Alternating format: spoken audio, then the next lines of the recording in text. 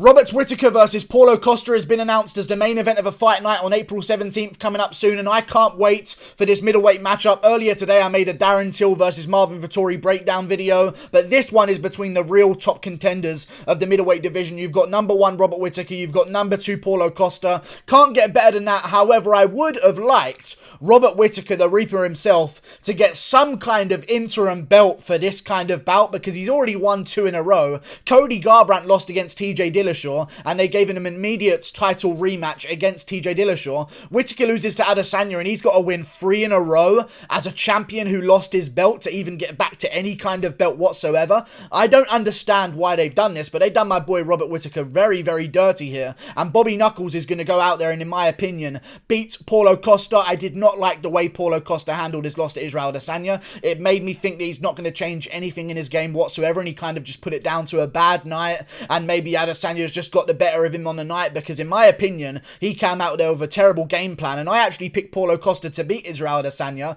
I even picked Robert Whittaker to beat Israel Adesanya as well. Both of them lost, so I might not be the expert opinion here, but I'm going to be going with Robert Whittaker to get the job done over Paulo Costa. I just don't like Paulo Costa's mindset right now, and I feel like when you are the tanky bruiser that Paulo Costa is, that's going to come forward, take every punch anyone throws at him, including Yoel Romero, and give it back twice and hard and try and pour on the pressure and get the finish, and you get KO'd badly, I don't think you're the same guy, and I don't think you're going to be able to enact your game plan the same way as well. If Colby Covington got KO'd badly in his career, I know he got finished by Kamaru Usman, and that was a concern for me, because when you're a guy who relies on taking those shots, you have to take the shots, you have to put on the pressure. You can't be getting chinned, and Israel Adesanya clipped Paulo Costa and put him down and beat him up quite badly on the ground, and that was a bad performance from Paulo Costa. I know he wants to get the sour taste out of his mouth. I just think he should have done it against a bit of a safer matchup than against Robert Whittaker right now, who is not coming off a loss like Paulo Costa is by TKO, because Whittaker right now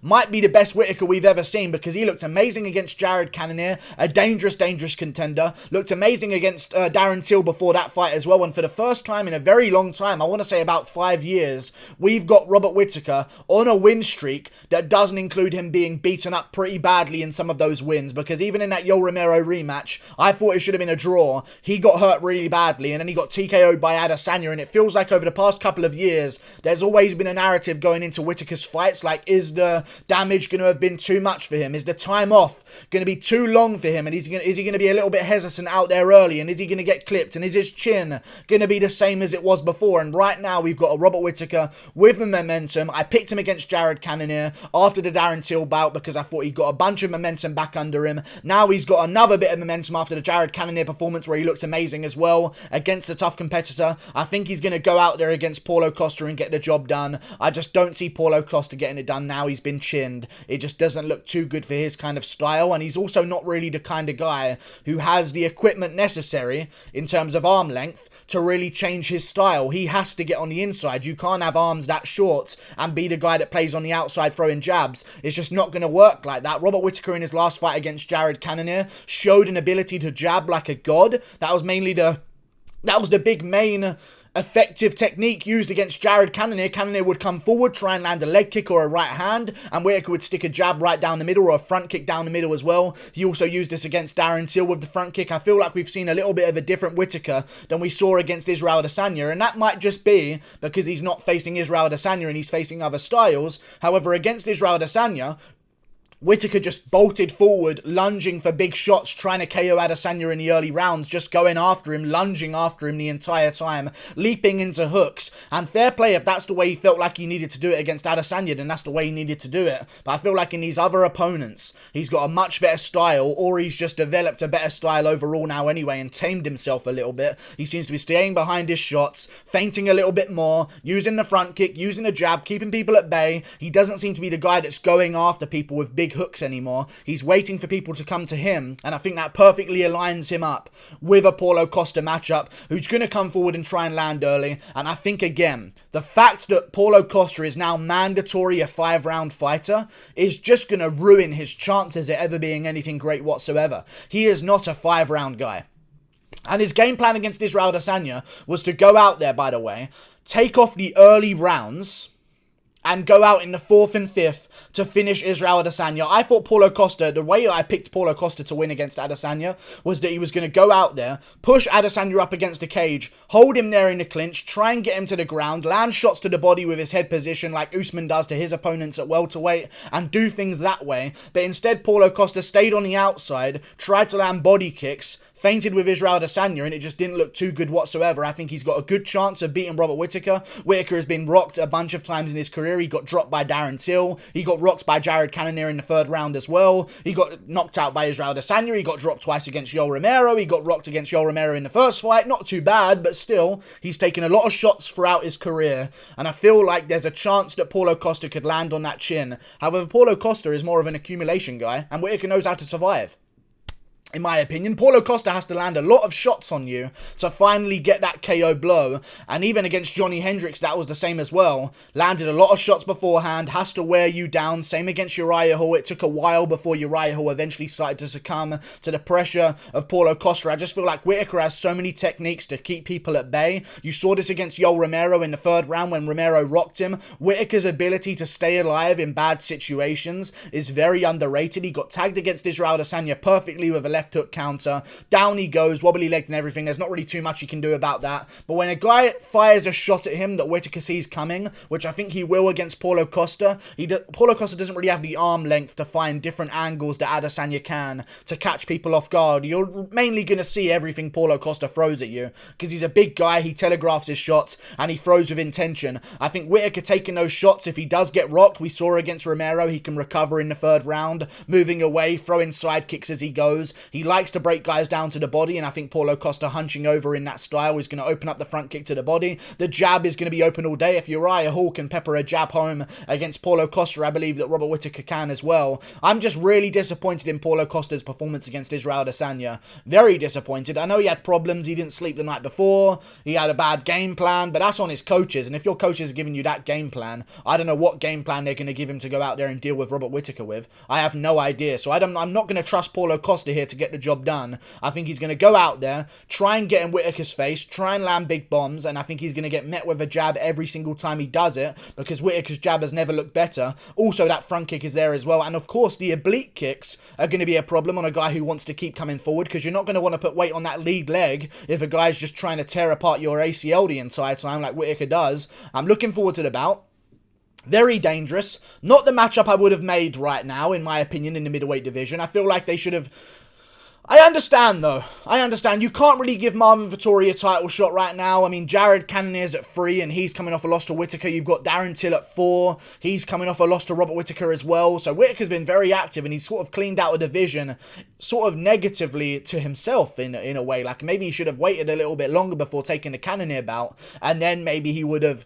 But then again, Israel Adesanya wouldn't have left the division if Cannonier didn't lose, because he just wanted a fresh matchup, and because there was no more fresh matchups, Adesanya just decided to go up to light heavyweight. I understand why they've done it. It's just not really an ideal situation having Robert Whittaker fight 3 times in a row after losing his championship belt and still not get a belt around his waist. So if he wins this one, definitely his next fight has to be for a belt, regardless of whatever goes on. I don't care about anything, even if they have to just give Whittaker an interim belt without even having to fight for it after this one. I need to see Whittaker get a belt for his work over these past year, because what an amazing comeback year 2020 was for Robert Whittaker. Came back in August, beat Darren Till, turned right back around in October, beat Jared Cannonier. Now we've got an active Whittaker. He hasn't fought in 6 months, I know, and won't have fought for 6 months by the time April comes around. I'm sorry, he hasn't fought in about 3 months, but still, an active Robert Whittaker. We're used to seeing him out for these long periods of time, around the time where he had to pull out of the Gastelum bout. He was out for years. Now he's not out for years, he's out for months. I feel like he's got momentum. He's still a young guy. He's got drive right now, and I understand why he's taking the matchup, because he's just got to eliminate every other option for Israel Adesanya right now, so that when Adesanya comes back down to the middleweight division, Robert Whittaker is sitting there at number 1, and he has beaten Costa at number 2 if he wins this one, Cannonier at number 3, and Till at number 4. There's going to be no one else for Adesanya to pick but a Whittaker rematch, and I know Dana White said that Whittaker doesn't want a rematch. That's not what Whittaker said. Can I just say, let me just say that in this video real quick, okay? Whittaker never said he didn't want a title shot, okay? He just said, let me have Christmas, and I'll come back in March. Let me have the birth of my child, and I'll come back in March. And Dana White goes, loud and clear, Whittaker, you don't want to fight Adesanya. Am I hearing that correct? I just like Christmas, mate. You don't want to fight Adesanya. Loud and clear. Right, we're going to move him up to light heavyweight and have him fight in March, even though Whittaker said he would be back in March. It makes no sense, but they've done Whittaker dirty. It's okay. He's going to get his title shot back anyway against Paulo Costa. And if he does win this one, I'd say do him versus Vettori if he beats Till for an interim belt for the winner to take on Adesanya and wait for him to come back down. That would be a good storyline. And also, as much as this is a bad situation, it's almost better for the middleweight division for this to have taken so long to get ready. Like, for Whittaker to beat 3 guys in a row, it's very nice to have a bit of a removal from an original bout before you have a rematch. And it's only going to get better if we have more bouts in the meantime. I know it sucks for Whittaker not to get his hands on a belt, but 3 fights, I mean, what would you rather? Whittaker lose to Adesanya, beat Darren Till from welterweight after beating Gastelum in a close decision, and then try and get hyped for a promo about Whittaker versus Adesanya 2? I'd rather see Whittaker beat Till, Cannonier, Costa, murder a murderer's row of the division of middleweight, and then look towards Adesanya afterwards with like 3 fights worth of highlights and a bunch of removal time so it's not too stale, and then it's almost like a fresh matchup all over again. And if Whittaker goes out there and gets a KO over Paulo Costa, I mean, we're just going to be adding to his resume. I don't think he's going to get, I do think he's going to get a KO. I do. I think there'll be a TKO for Robert Whittaker in the 3rd or 4th round. I don't like Paulo Costa now he's been chinned. I know he got rocked against Uriah Hall before the Adesanya fight, but now he's been chinned for good and put down. I just don't see him really recovering from that. The weight cut is only going to get harder from here on out. He's only going to get older. I just don't like it from Paulo Costa here. This is a terrible matchup. I think him against Jared Cannonier could be anyone's fight, in all honesty. They're both powerful. They both throw hands. They both scrap in a similar style. Cannonier's got a bit more technique, but Paulo Costa's got a little bit more pressure and aggression. I just don't like these matchups for him right now. And I think after getting chinned by Adesanya and having that pooper of a performance that he did, he's going to have real problems against Robert Whittaker, who's just going to beat him, in my opinion, pretty convincingly. I like the fight happening. I don't know what they're going to do. I would have rather done Till versus Vettori. And, no, sorry, I would rather have done what am I saying? I would rather have done Robert Whittaker versus Marvin Vettori right now, even if it's not for an interim belt. I mean, I wouldn't even mind an interim belt fight for Marvin Vettori. He beat Jack Hermansson. I know it's 1 win in the rankings, so maybe not right now, but still. You could have Darren Till and Paulo Costa, and just going to put this out there, Till could speak Portuguese to him. Am I the only one on the... Am I the only one with a fucking brain here? You've got Paulo Costa barely speaks any English. Why not, in the meantime, while Costa learns a bit of English and gets a bit more fluent, Darren Till speaks fluent Portuguese?